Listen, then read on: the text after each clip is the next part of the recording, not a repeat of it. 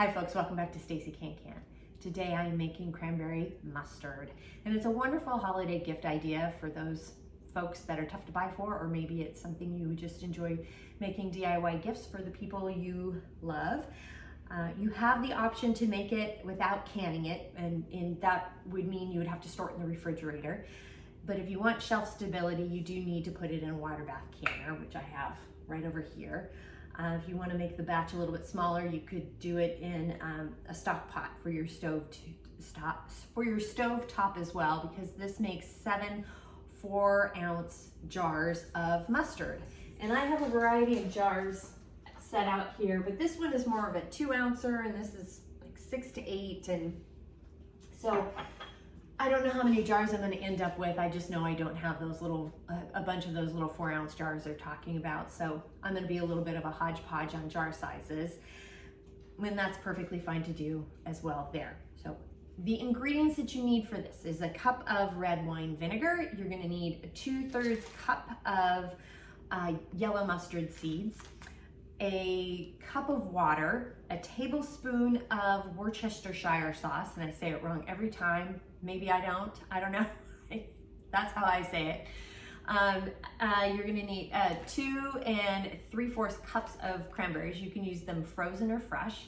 These are actually frozen that I got actually a year ago. I found them in the freezer, but they still look good. They're frozen. I checked them out. They look fine, and they're gonna be perfect for a mustard. That's why I'm using them for that.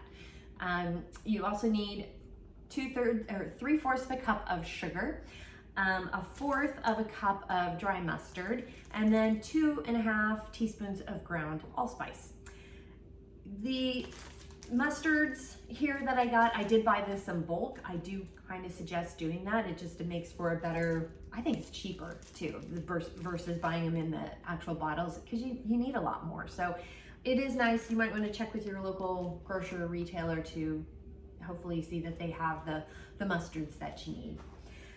The tools that you need are, as I am going to be canning these, you do need your lid lifter, because I'll be heating the lids. Lid lifter, we're bubbling, so I've got my chopstick, my Headspace tool, my jar lifter here, and my ladle plus a funnel.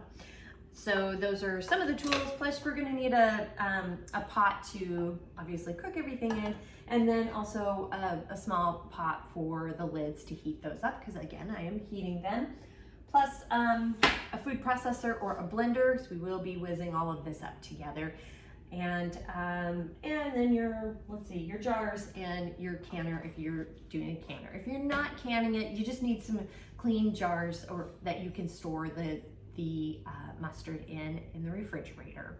So with all of that, let's go ahead and get started.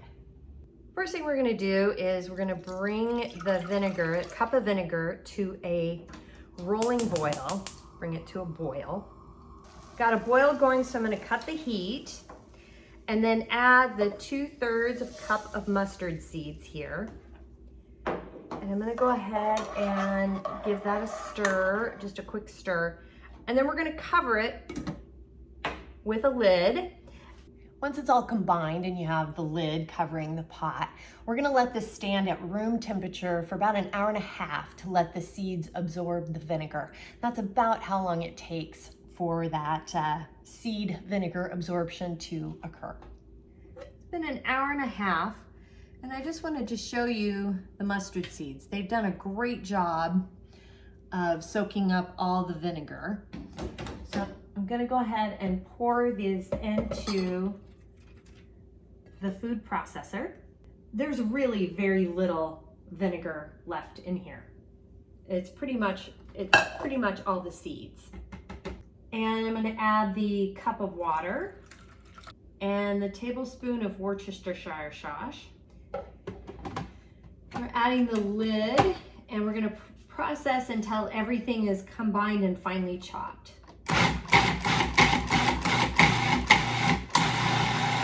Okay, we processed until the seeds were pretty much chopped, but you still want to have a grainy consistency with this recipe. So I think we've done a pretty good job here. We've got it pretty well combined.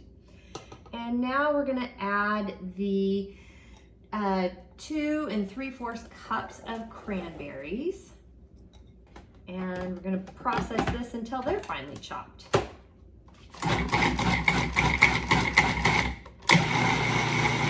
Okay, so we have this blended until it's chopped. And I'm just gonna pour it back into the pot here that we soaked the seeds in. Got it all transferred into this pot here. And I've got it, the heat up to medium high, and we're gonna stir it continuously until it comes to a boil. It has come to a boil, so I'm reducing the heat to a medium low. You can't really probably see it too much here, but you gotta be careful with it. It's so thick that it's gonna start spattering. It was spattering. So just be careful, you know, you wanna bring it to a boil, but be careful that you don't get spattered. And so now that I've got it to a medium low heat, I have set the timer for 5 minutes to continually cook this. And we'll stir frequently. You don't have to stir the whole time, but you do need to stir frequently. I just added in the 3/4 of a cup of sugar, the 1/4 cup of dry mustard, and the 2½ teaspoons of ground allspice. I thought I recorded it and I didn't, but you get the general idea. You just dump it all in and then whisk it. And we still have the heat on medium low to low. And we're gonna cook it until it reduces to about 1/3, which is gonna take about 15 minutes. So I have set a timer. And you just wanna stir, you stir frequently. Don't let it be, but do continually stir because it will scorch the bottom. So the mustard is done, and I've got my jar out of the canner here. I'm gonna fill the jars to a 1/4 of an inch of headspace, and it's pretty thick. So I'm basically kind of filling it to 1/2 of an inch, and then just going around the edge because you do need to bubble. The bubbling also kind of helps settle things. This is because it's pretty thick. And I will definitely add just a little bit more. There we are. Use the paper towel I'm using the lid water here to wipe off the rims. And the lid lifter to get your lid. Get your ring and your band, and we're just doing it to fingertip tight. Be careful, just fingertip. And then the jars are hot, so up and over and into the canner you go. Do not tip or tilt. Got all the jars in the canner, so I'm covering it, and I have measured to see if they're making sure there's an inch of water over the jar. Got the heat up to high, and when this comes to a rolling boil, we'll set the timer. Canner has come to a rolling boil, so I've set the timer for 10 minutes. 10-minute timer has gone off, so I'm going to cut the heat and carefully take the lid off the canner. You want to open the lid away from your face. You don't want a facial from that steam. And we're going to set the timer for 5 minutes to let the foods in the jars settle before taking them out. The 5-minute timer has gone off, so we're going to go ahead and take the jars out of the canner.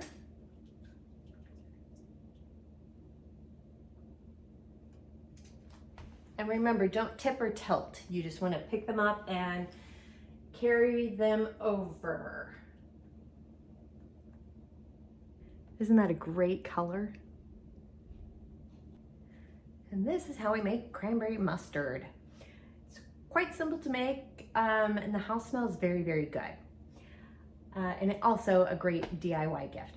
So the recipe is down below. It's one of the recipes from the ball canning book I have with 400 great recipes. I don't have that particular recipe book memorized, but it's the most recent edition. So that's down below. As is, while you're down there, please like and subscribe. That does help. And if you have any questions, comments, suggestions, feedback, concerns, by all means, please reach out to me. I'm on Facebook at Stacey Can Can. You can at me on Instagram and TikTok at Stacey Can Can. My website is www.staceycancan.com, and my email is info@staceycancan.com. Thanks so much again for joining me today, and until next time, happy canning.